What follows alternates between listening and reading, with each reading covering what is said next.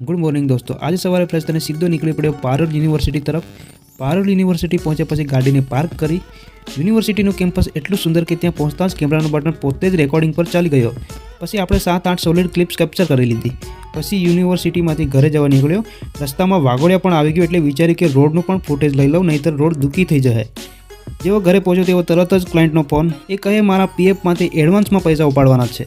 તો મેં પણ પ્રોફેશનલ મોડ ઓન કરીને એની પીએફ વિડ્રોલની આખી પ્રોસેસ કરી દીધી। એના પછી હું સીધો જમવા બેસી ગયો।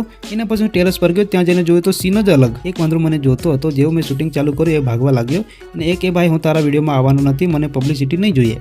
પછી હું આપણા રૂટીનમાં મેં કોમ્પ્યુટર ઓન કર્યું અને સાથે મેં એડિટિંગનું કામ ચાલુ કરી દીધું। અને એડિટિંગનું કામ પૂરું કરીને હું મારા ફ્રેન્ડના ઘરે જાઉં છું। અમે મળીને એક્સેલ શીટ બનાવી, કામ પતાવીને હું આવી જાઉં છું ઘરે। તો આજનો દિવસ પ્રોડક્ટિવ રીતે પૂરો કર્યો। તો બસ આજના મિની વ્લોગમાં આટલું જ છે।